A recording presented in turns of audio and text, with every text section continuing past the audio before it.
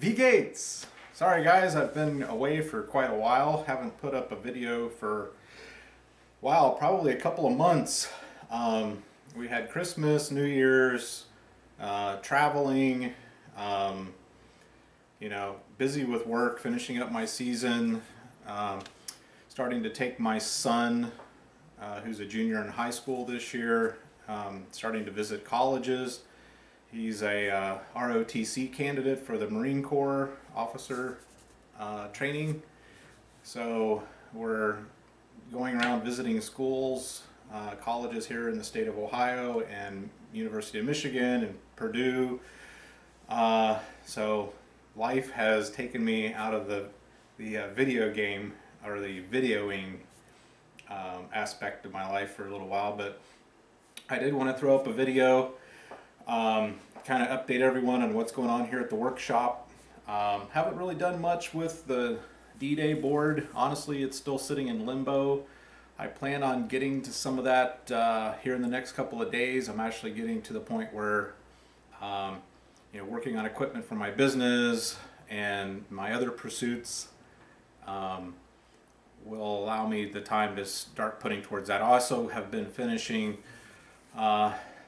another thing that's put me off of the D-Day board has been I finished a American Army for Flames of War for my nephew, who's actually in the Army. He's a Cavalry Recon Scout.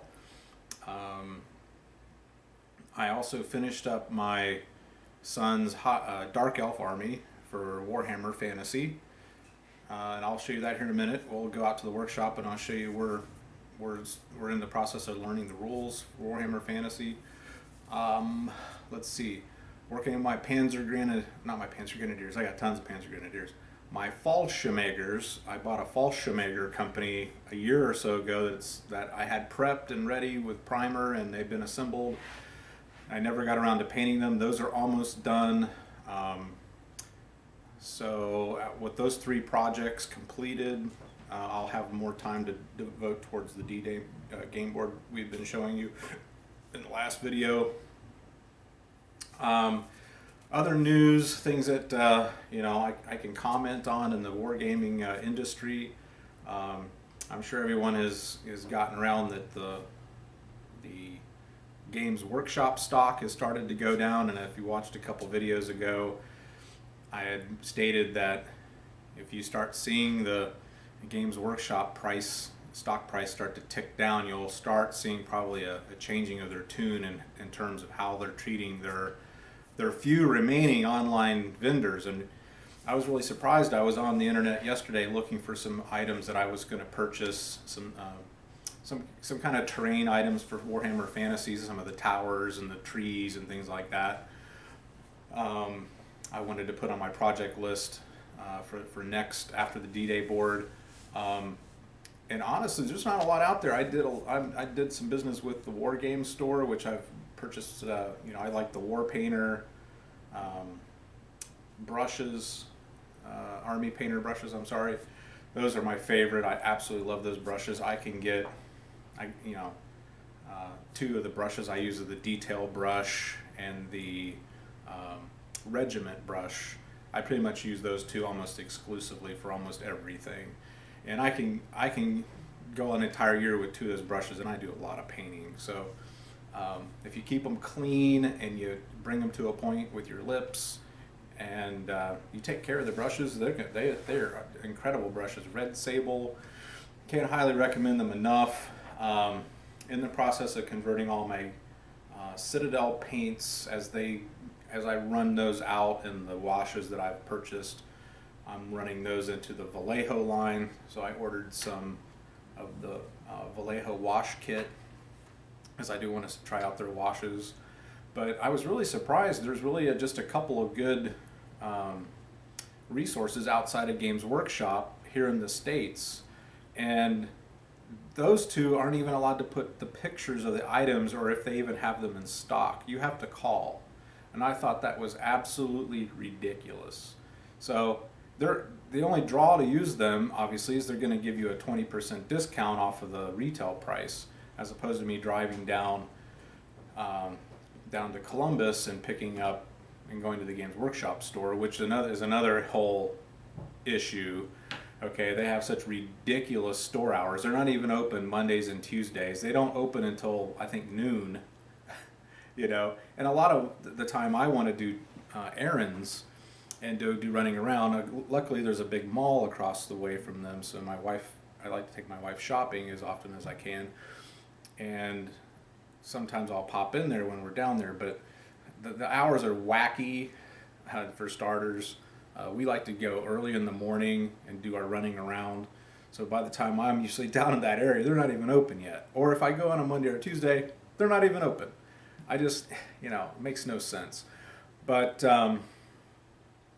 anyway, the bottom line is, if I were an online retailer, I would never carry their products. If I can't even show the pictures or what I have in stock to let you know what to even order, it's friggin' ridiculous.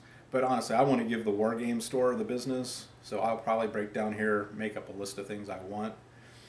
I'll call them, have them order them. I can get my discount, and I'll kind of handle it that way. That way, at least I'm cutting that company in on a little bit of profit. I guarantee you, after a 20% markdown, there is a very slim profit margin there for them, if enough to even fool with. So yeah, getting back to their stock dropping, as I predicted, you know, their business practices, and yeah, they've been doing some reorganizing, and yes, they're trying to cut the middleman out, which has helped boost their profits the last couple of years. But I really think the reverberations of their business practices are really starting to hit home, and you're seeing their sales start to dip down. You're seeing, you know, more people converting to other game systems. There's, you know, been rumors that the CEO is going to be replaced here soon, and I think the new guy who comes in, that's fine. Cut the middleman out. You should have never have gotten into the stores. You should have just dealt with suppliers, but it's too late now. They've got probably, half of their stores are franchises, so those aren't going to go away. So they'll end up, over time, there will be no more middleman. If you buy anything from Games Workshop, it's going to be through them, either online or at brick and mortar stores. But you'll probably see them coming to more of the conventions. They'll try to have a more friendly posture. They'll allow people like Beasts of War and other gaming online game guys more levity in criticizing their products and having representatives like they do. I'm a huge fan of Beasts of War. If one of you guys bump across my stupid videos here, it's a big shout out to you guys, Warren and Justin. You guys are doing an excellent job. Lloyd, don't let me forget Lloyd. But I love your channel. You guys have been going through some rough times the last 6-7 months. I've been a loyal subscriber. I always look forward to even whatever videos you can put up. But I think how those guys have Battlefront come in, and Mantic representatives come in and actually demo the games. You know, where's Games Workshop? That's the most, I'm sure it's, in the scheme of things, it's a very inexpensive investment to get that type of exposure.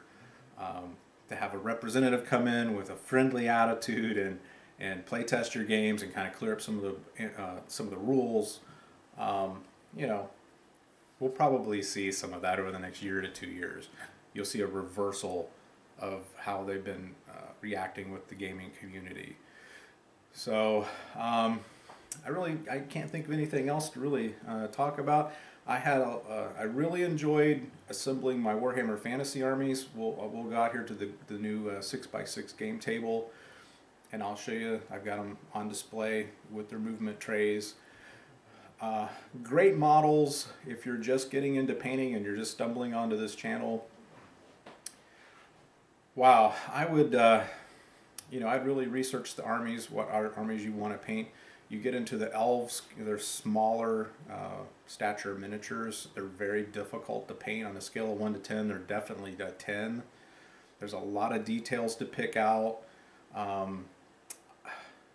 stuck with a good war table standard of painting, and I did go in and pick out some of the details. I have some of the larger models, the black dragon, which I kind of painted a dark green.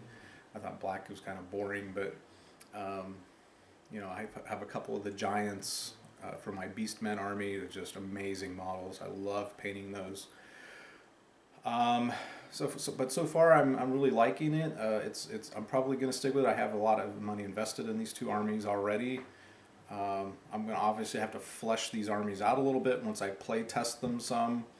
I would like to pick a third army to go into, maybe even a fourth, but they do take time. I spent a lot of time assembling and painting these models. It took me several months because I can't dedicate time to it every day.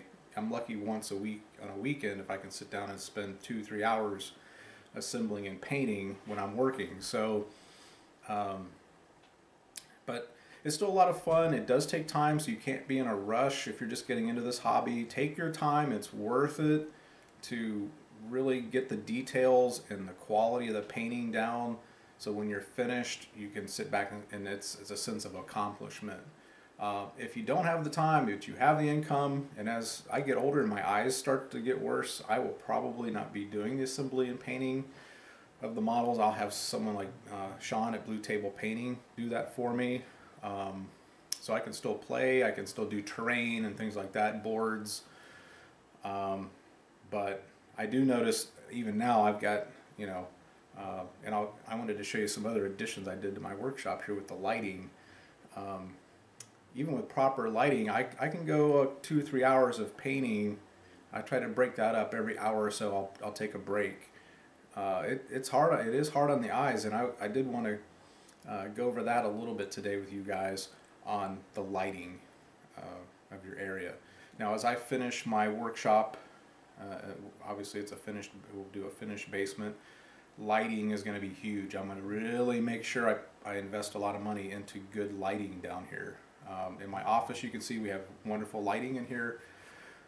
Out here in the workshop right now, we do have really good lighting, but I want there to be even more, and I want to have more options on my lighting. I can make it either really bright, I can do some highlight lighting with some display cases and things like that down the road, but lighting is huge for these, so you can preserve your eyes, you're not straining your eyes, and you can also see the details on the models better when you're painting. Outside of that, that's really it. I did want to ask any of the subscribers. Right now, honestly, I only have 10 subscribers, which I'm thankful for every one of them. But give me some suggestions. If you have some things you'd like me to cover, some things you'd like me to go back over again in terms of how I've assembled things or painted things, I will get around here down the road. We'll do some little painting tutorials. I'll try to just give you some little tips that I've picked up over the years on the painting of the miniatures, assembling of the miniatures. I will do some unboxings of my new Games Workshop terrain that I'm planning to buy. I definitely want to get that Sorcerer's Tower, the one that's got the little telescope. That is amazing, and I've always wanted to buy a couple boxes of the trees. I thought their trees are awesome. But anyways, I'm going to do some of that down the road, so look forward to that. Do some assembly of those. I'll show you some of the techniques and the dry brushing techniques I've used over the years to do the larger train pieces. But that's it. Well, let's go out here to the workshop and I'll show you a few things I've been working on.